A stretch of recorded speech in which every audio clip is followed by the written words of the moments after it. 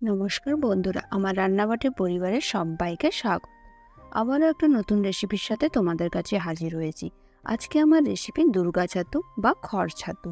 এটাকে আমাদের আঞ্চলিক ভাষায় বলে থাকে খড় ছাতু। দুর্গা ছাতুও কেউ কেউ বলে থাকে, কারণ এটা দুর্গাপূজার আগে পাওয়া যায়, তাই এর নাম দুর্গা ছাতু। আর বর্ষার শেষে যখন খড় পচে এবং সেখান থেকে প্রাকৃতিকভাবে তৈরি হয় এই ছাতু খেতে কিন্তু দুর্দান্ত এবং গরম ভাতের সাথে অসাধারণ লাগে।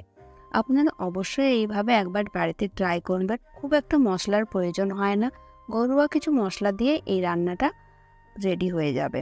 প্রথমে আমি ছাতুগুলোকে ভালো করে জল দিয়ে ধুয়ে নিয়েছি এবং ধোয়ার পরে হাতের সাহায্যে আমি ছোট করে টুকরো করে কেটে নিয়েছি। আর যে ছাতুর যে ডাঁটাটা ছিল সেটাকেও ভালোভাবে ছোট ছোট টুকরো করে হাত দিয়ে করে বটির সাহায্যে ছোট করে টুকরো করে নিয়েছি। এবারে একটা কড়াই নিয়ে নিয়েছি এবং কড়াইটা ভালো করে গরম হয়ে যাবার পরে এখানে 2 থেকে 3 চামচ সর্ষের তেল দিলাম। এই রান্নাটা সর্ষের তেলে করলে সবচেয়ে ভালো হয়। আপনারা যদি মনে করেন সর্ষের তেল ইউজ করবেন না, তাহলে আপনারা সাদা তেলও ইউজ করতে পারেন। এবারে দিয়ে দিলাম ফোড়নে, দিয়ে দিলাম শুকনো লঙ্কা আর দিলাম গোটা জিরে।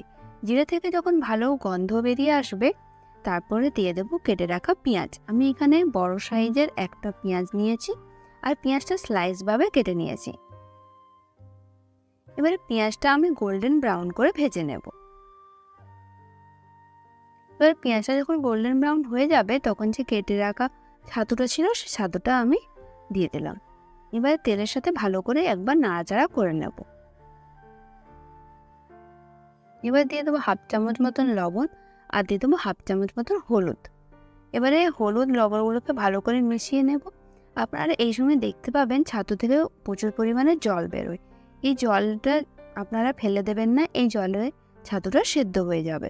আর দিয়ে দেবো ঝালের জন্য কাঁচা লঙ্কা দিয়ে আমি হালকা করে ঢাকা দিয়ে দেব। 5 থেকে 10 মিনিট ঢাকা দিয়ে রান্না করব। জলটাও শুকনো হয়ে আসবে আর ছাতুটাও সেদ্ধ হয়ে যাবে। এবারে যেটুকু জল আছে এটাকে ভালো করে নাড়াচাড়া করে জলটা শুকনো করে নেব। এবারে সবার শেষে দিয়ে দেবো জিরে গুঁড়ো। এখানে 1/2 চামচ মতন জিরে গুঁড়ো দিয়েছি। এবারে ভালো করে আবারও নাড়াচাড়া করে শুকনো শুকনো করে ভেজে নেব। আপনারা দেখতে পাচ্ছেন জলটা পুরো শুকিয়ে গেছে। এবার ভাজা ভাজাও হয়েও গেছে। এবারে আমি একটা পাত্রে তুলে নেব। আমার এই রেসিপিটা আপনাদের কেমন লাগলো অবশ্যই কমেন্ট করে জানাবেন, লাইক করবেন, শেয়ার করবেন